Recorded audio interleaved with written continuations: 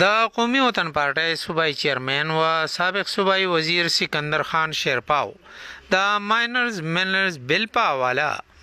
ویلي چې بنیادی طور د بل د صوبایي خودمختارۍ او اتلسم ترمیم خلاف دی. د کومو خلکو چې دا بل د شپې د کابینټ نه پاس کړي او اوس د اسمبلی نه د منظورولو دپاره هڅې کوي، د دې عمل سره به جمهوریت نور هم د خطرو سره مخ شي. د تیرو 3 میاشتو نه په صوبه بر کې د ترخهګرۍ په ضد موږ لګیایو، خو د لوی بدقسمتۍ نه د وفاقي او صوبایي حکومتونو په دغه هکله څه قسمه دلچسپۍ اخیستل نشته. په جنوبي اضلاع کې د 2 بجو نه پس عوام د کورونو نه نشي راوتلی.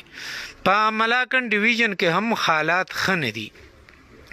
د امن د بحالولو دپاره څه قسمه منصوبندۍ نشته او عوام د دهشتګردو پر رحم و کرم پرېښودی شوي. هغوی د دې خیالاتو اظهار په ضلع بونیر کې د حاجي رؤوف خان حاجي بهادر خان دی د ورور او قومي وطن پارټۍ ضلع رهنما عبدالعزیز خان په وفات د پخوا پاتې خوانی په موقع میډیا سره د خبرو اترو په وختو کا. نور تفصیل د ټي بي بي نیوز په دې رپورټ کې مونږ سره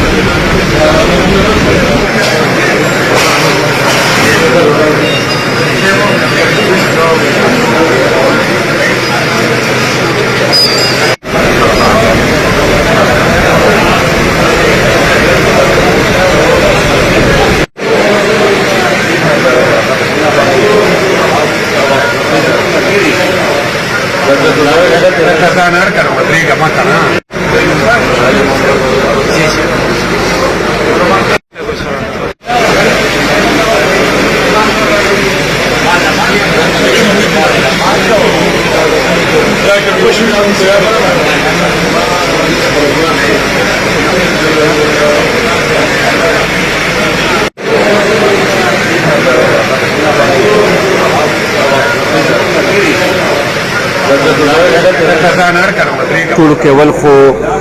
زه نن چې دلته کې د یو غم دغه لپاره راغلي او خاص کر عبدالعزیز خان زموږ د پارټۍ ډېر یو ښه ملګری ښه مشر او د هغه دا کوم صدمه چې د هغې خاندان ته رسېدلې دغه شانتې دا صدمه زموږ ټولې پارټۍ ته را رسېدلې ده او د هغه کمې به موږ همیشه محسوس کوو به. الله تعالی دې د هغوی په بچو کې د هغوی خاندان کې هغه برکت واچي چې د هغه ځای ونیسي او د هغه کوم کردار چې ادا کو چې هغه شانتې کردار ادا کړي. کوم ځای کې څو پورې چې تاسو ماینز اینډ منرل باندې خبره وکړه، بنیادي طور باندې که وګورو نو دا بل یو د اتلسم ترمیم هم خلاف دی، بل دا بل چې دی دا صوبایي خودمختاري چې ده هغه به دې سره متاثره کیږي. دا د اتلسم ترمیم نه مخکې ماینز اینډ منرل چې دي دا د صوبې دغه سبجیکټ او دې کې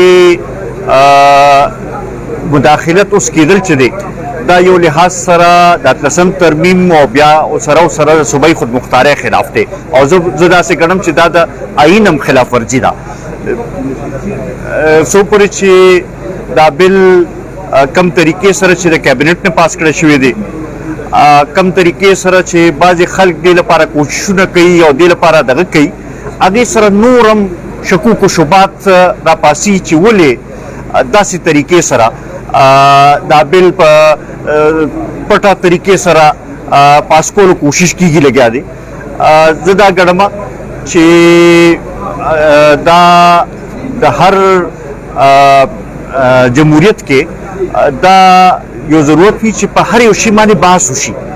او د جمهوریت بنیاد دا وي چې کلیکټیو وزډم چې څه ته وایي چې د هر چا رای مخامخ راشي او بیا د هغې نه پسته یو د هغې باندې فیصله وشي.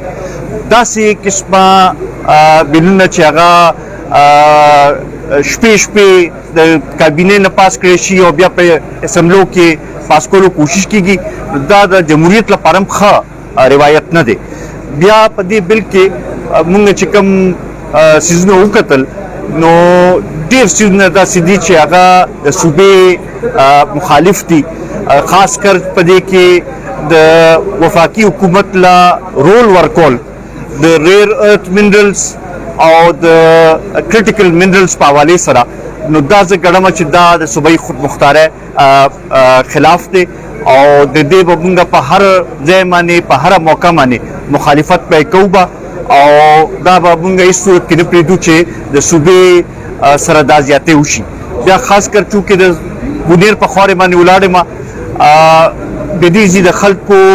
د ماینز اینډ منرل سره ډېر یو نږدې تعلق تړلی دی او په دغه حوالې سره موږ دا ګڼو چې پکار دا ده چې داسې لیجسلیشن وشي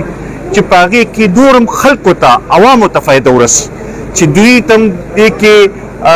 نور حق ملو شي او د دې ځای د ډیولپمنټ لپاره چې دی چې دې لپاره پکې اقدامات وشي نو دغې طرف ته توجه ورکولو ضرورت دی. راځو سر دې چې صوبه کې یو پیر بیا طرفداري سر راوچت کړي پی ټی آی نه ریزرو سیټس چې کوم دي نو ماخذ دا ټول عملیات په کوم نظر وګورئ آل پارټیز کانفرنس یا داسې څه توقع شته کې دي چې را جوړ شي او که جوړ شي نو قومي وطن پارټي په هغې کې پارټیسپیشن وکړي. ګورې چې څو پورې چې د ترهګرۍ خبره ده موږ د تېر څو میاشتو نه د دې بار بار اشاره کوو لګیو چې بھئی دا حالات دوباره خرابېږي لګیا دي، خو بدقسمتۍ نه د مرکزي حکومت هغه توجه شته او نه د صوبایي حکومت هغه توجه شته چې دې طرف ته وګوري او د دې له صلاح عمل جوړ کړي. زموږ دې وخت کې جنوبي اضلاع چې دي هغه خو تاسو که وګورئ نو 2 بجو نه پسته څوک د کور نه بهر هلته کې نشي وتلی او خلک د دهشتګردو په رحم و کرم باندې پرېښودلي شوي دي. دا بل ورځ چې کوم په باجوړ کې واقعات وشو د دې چې څومره مزاحمت وکړی شي نو زما خیال کم دی، خو دا هم دې طرف ته اشاره کوي چې دا حالات څه ښه نه دي. ملکن ډیویژن هم که وګورئ دلته هم صورتحال څه ښه نه دی، دې طرف ته پوره دې لپاره یو پلانینګ کول غواړي، یو منصوبه بندي کول غواړي، ځکه چې امن چې دی دا د هر چا بنیادي حق دی او دا د حکومت ذمہواري جوړیږي چې هغوی امن خلکو ته پرووایډ کړي چې خلک ځان محفوظ وګڼي او یو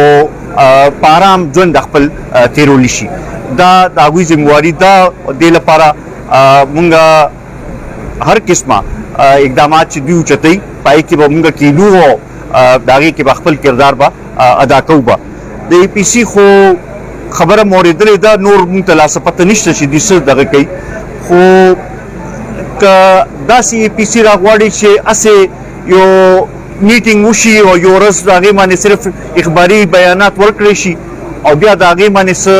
د هغې څه نتیجه نه راوځي نو داسې ای پي سیز مونږ ډېر وکتل او د هغې هېڅ فایده نشته.